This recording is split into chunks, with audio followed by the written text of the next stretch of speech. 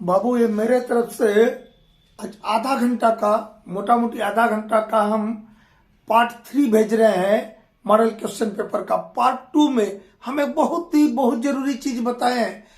Regulation 132 का sub regulation 5 and sub regulation 6, उसके ऊपर एक क्वेश्चन 100% पक्का है, उसको देखिएगा पार्ट 2 को। ये पार्ट 3 चालू कर रहे हैं, इसमें बहुत सारा चीज रहेगा। ठीक है, अभी हम फुर्सत में हैं तो चालू करते हैं। और आप ध्यानपूर्वक जो हमने एनसीएल एमसीएल के प्लेलिस्ट को पूरा 1 नंबर से लेकर 70 तक का पूरा रगड़ दीजिए, पूरा बढ़िया से कर लीजिए। और जो हम मॉडल क्वेश्चन पेपर बता रहे हैं इसको भी साथों साथ कीजिए, आपको फायदा होगा, ये हम विश्वास दिलाते हैं। ठीक है, जो हमसे बन पड़ रहा है, जो हमारे पास समय अवेलेबल है, समय का अभाव होते हुए भी हम आप लोगों के लिए मदद कर रहे हैं, करते रहेंगे, उसका फायदा उठाइए। अभी रवि कुमार लिख रहा था यूट्यूब में कि सर आप ही के अंडर में ट्रेनिंग किया, बहुत अफसोस है कि हम आपका प्रॉफिट नहीं ले सके। ठीक है बेटा, नहीं ले सके, अभी ले लो। उस समय तो हम डांटते थे, आप लोग को लगता था कि कॉलरी मैनेजर साहब जो है बहुत डांटते हैं, आप ही के लिए डांटते थे, आप लोग उस समय समझ नहीं पाए।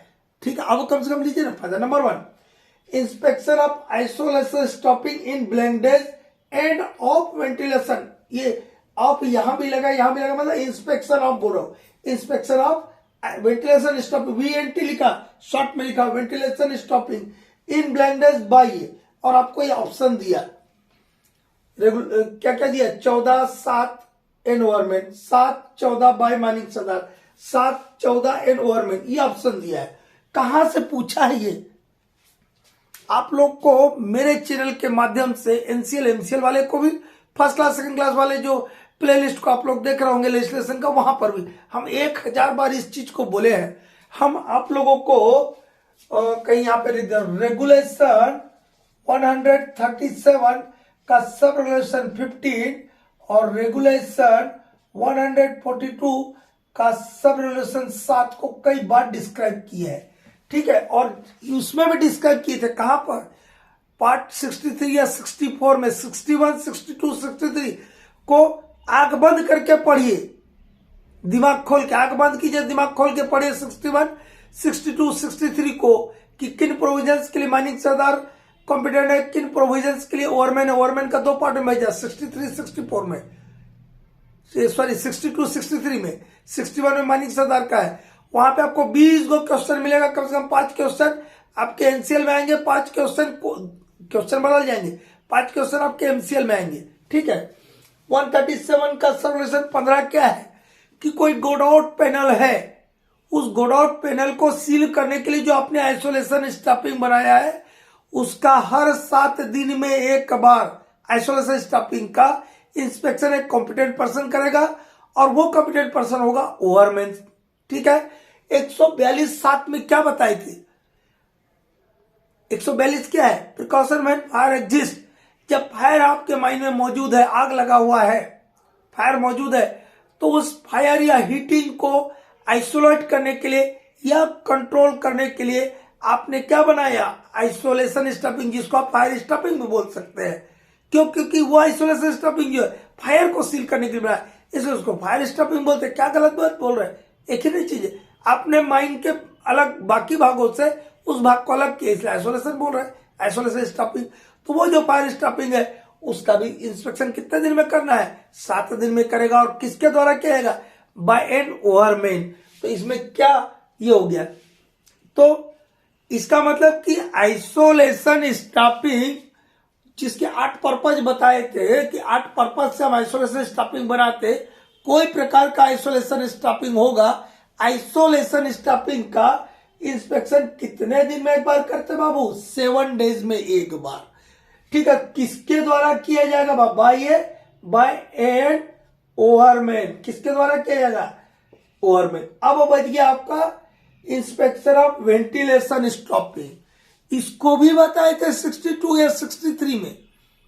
क्या बताए थे? रेगुलेशन 159 में बताए थे, batteries, door stopping, air crossing, ये बताए थे ना। वहां पे बताए थे कि ये जितने भी वेंटिलेशन के डिवाइसेस है, एयर क्रॉसिंग है, वेंटिलेशन स्टॉपिंग है, ये सब की जांच जो है 7 दिन में कम से कम एक बार एक कॉम्पिटेंट पर्सन, मतलब वो कॉम्पिटेंट पर्सन हम बताए थे कि ओवरमैन के द्वारा की जाएगी। कितने दिन में? 14 दिन में एक बार। वेंटिलेशन स्टॉपिंग कितना दिन बोला था? वेंटिलेशन स्टॉपिंग को 14 दिन में। वेंटिलेशन स्टॉपिंग कितना दिन बोला बाबू? 14 दिन में एक बार। किसके द्वारा? बाय एन ओवरमैन, मतलब एक बाय कॉम्पिटेंट पर्सन, मतलब वो कॉम्पिटेंट पर्सन होगा ओवरमैन। ठीक है,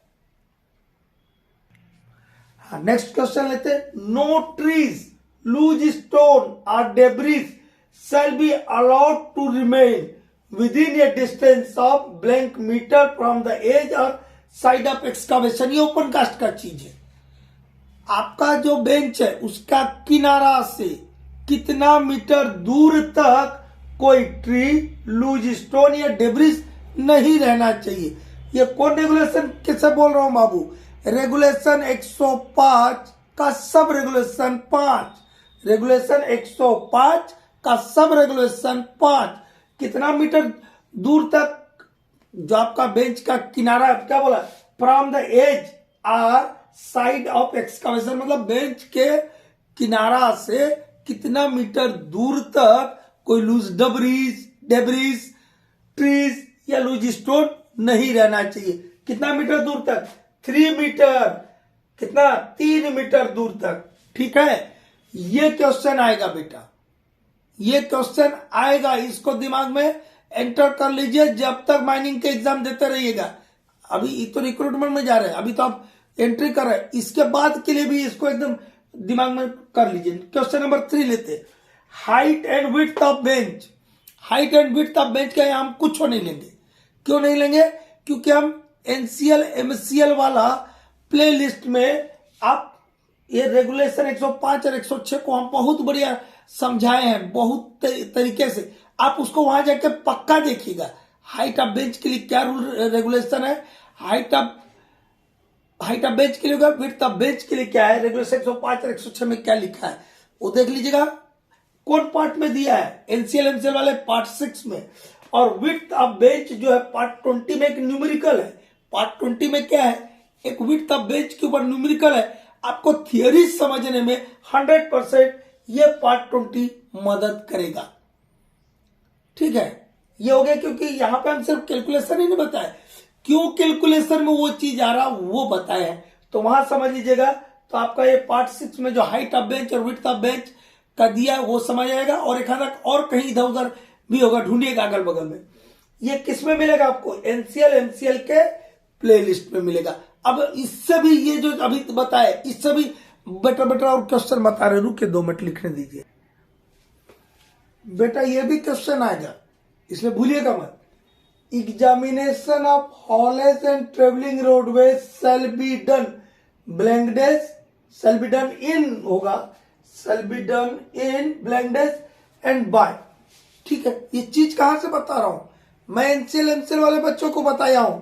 रेगुलेशन 99 कहां से बता रहा हूं बेटा?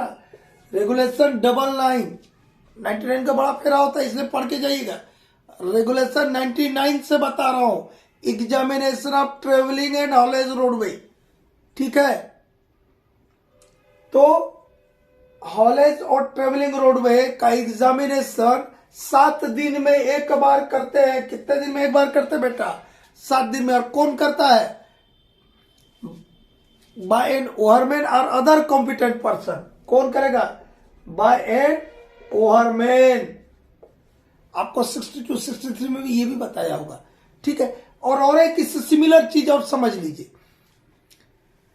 एग्जामिनेशन ऑफ शाफ्ट, इंक्लाइन और अदर आउटलेट का कितने दिन में एग्जामिनेशन करते बेटा? वो भी 7 दिन में। शाफ्ट का, इंक्लाइन का, अदर आउटलेट का एग्जामिनेशन भी कितने दिन में करते हैं? 7 दिन में। हॉलेज रोड और ट्रेवलिंग रोडवे का भी एग्जामिनेशन कितने दिन में करते हैं? 7 दिन में। कौन करता है? दोनों को ओवरमैन करता है। आइसोलेशन स्टॉपिंग, वेंटिलेशन स्टॉपिंग की भी जांच ओवरमैन करता है। आइसोलेशन स्टॉपिंग को 7 दिन में एक बार और वेंटिलेशन स्टॉपिंग को 14 दिन में एक बार। ठीक है, इतना क्लियर हुआ? आगे बढ़ते हैं। Every part of A mine shall be provided with at least. अब देखिए माइन दो टाइप का होता है, एक बिलो ग्राउंड माइन होता है, अंडरग्राउंड माइन होता है, एक ओपन कास्ट माइन होता है।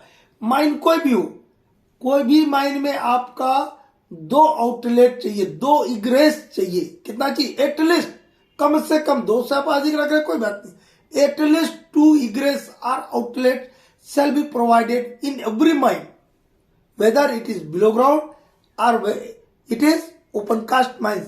तो every part of a mine, और माइन के हर भाग से 2 चाहिए, यानी कि मुंह पे बना दिया, अंदर में एक के रास्ता है।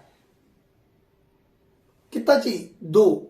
Every part of A mine shall be provided at least 2 egress बोलिए या आउटलेट्स बोलिए, एक ही बात है बेटा, ठीक है। ये हो गया। अब इसके ऊपर थोड़ा सा, मान लो मेरा अंडरग्राउंड माइन से ओपन कास्ट में 2 रास्ता बना देंगे। माइन के ओपन कास्ट माइन के किसी भी भाग को आने और जाने के लिए 2 रास्ता बना दिए, कम से कम 2 रास्ता बना दिए। तो आपका ये जो रेगुलेशन है 71, किसके तहत लिखा है? रेगुलेशन 71। बेटा मेरे टाइम पे 66 था, यदि मुंह से 66 निकल जाए, लेकिन आप समझिएगा 71 बोल रहे हैं सर, ठीक है, 71 से बोल रहा हूं। 71 में बिलो ग्राउंड का दिया है बहुत बढ़िया से। क्या दिया है कि ये जो 2 शाफ्ट अंडरग्राउंड में कैसे जाएंगे हम? यहां तो रास्ता बना देते, ओपन कास्ट में तो रास्ता ना बना देते, अंडरग्राउंड में क्या बनाएंगे? वही जो रास्ता है ओपन कास्ट वाला, वो इन द फॉर्म ऑफ रहेगा सॉफ्ट, इंक्लाइन, एडिट, यही रहेगा। तो कोई भी 2 शाफ्ट या 2 इंक्लाइन के बीच का डिस्टेंस 13.5 मीटर से कम नहीं होगा, नॉट लेस देन। इसको कहीं मिटा दें ऊपर वाले को, रुकिए।